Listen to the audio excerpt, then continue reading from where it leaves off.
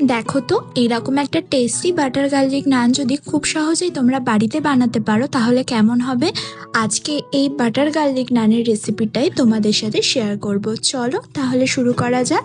উষ্ণ গরম জল নিয়েছি 1 বাটি, তার মধ্যে 1 চামচ চিনি দিয়ে ভালো করে নেড়ে অ্যাক্টিভ ড্রাই ইস্ট 1.5 চামচ পরিমাণে দিয়ে দিয়েছি। তার মধ্যে 10 মিনিট সেটাকে ফার্মেন্ট হতে দিতে হবে। ভালো করে নাড়াচাড়া করে ঢাকা দিয়ে ফার্মেন্টের জন্য রাখতে হবে। 800 গ্রাম পরিমাণে ময়দা নিয়েছি, 1 চামচ গুঁড়ো দুধ, পরিমাণ মতো লবণ আর 100 গ্রাম টক দই আর ইস্টটা যেটা ফার্মেন্ট হয়েছে দেখো কি সুন্দর, সেটা তার মধ্যে দিয়ে ভালো করে মেখে নিয়েছি। অন্য ময়দা মাখার থেকে এই ময়দা মাখাটা কিন্তু একটু নরম হয়, তাই জল দিয়ে ভালো করে নরম করে মেখে নিতে হবে। হাতে যদি লেগে যায় তখন একটু সাদা তেল বা ঘিয়ের বা বাটারের ব্যবহার করা যেতে পারে।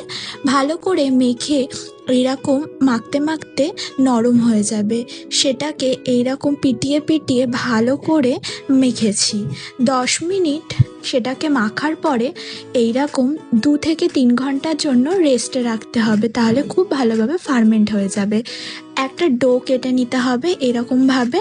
ভালো করে এক এক করে সব ডোগুলো কেটে একটা থালায় রেখে দিয়েছি।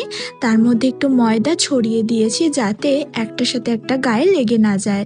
একটা বেলুন চাকিতে অল্প ময়দা নিয়ে একটা ডো নিয়ে ভালো করে বেলে নিয়েছি। হাতের সাহায্যে এরম টেনে টেনে একটু বড় করে দিলেই বড় হয়ে যাবে।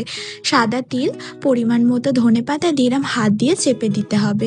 যেদিকে মিশ্রণগুলো লাগানো হয়েছে ঠিক তার উল্টো দিকে এইরকম একটা চামচের সাহায্যে ভালো করে জল দিয়ে একটু ধুয়ে মতো নিতে হবে। একটা ফ্রাইং প্যানের মধ্যে সেটাকে এইরকমভাবে বসিয়ে দিতে হবে। ননস্টিক নিলে কিন্তু হবে না, একটু লেগে লেগে থাকবে সেই রকম প্যানই নিতে হবে। ভালো করে এরম উল্টিয়ে সেঁকে নিলেই রেডি। দেখো গার্লিক নান এবারে আমি তোমাদের সাথে শেয়ার করব। এটা ছিল শুধু বাটার নান। সেম প্রসেসেই ময়দা নিয়েছি, একটা ডো ভালো করে এরকমভাবে বেলে নিয়ে সাদা তিল, ধনেপাতা, রসুন দিয়ে ভালো করে এইরকমভাবে পিছনটা জল দিয়ে ফ্রাইং প্যানের মধ্যে সেটাকে দিয়ে দিয়েছি। একটু ঢাকা দিয়েছি। দেখো কি সুন্দর ফুলে উঠেছে। এবারে চাটুটা উল্টে যেরকম প্রসেসে দেখালাম ওরমভাবে সেঁকে নিয়ে বাটার লাগিয়ে সার্ভ করো। দেখো একদমই মনে হচ্ছে না কিন্তু যেটা রেস্টুরেন্টের মতো হয়নি। তাহলে তোমাদের রেসিপিটা কেমন লাগলো অবশ্যই ট্রাই করে জানিও। ভালো লাগলে একটা লাইক, শেয়ার, কমেন্ট করো।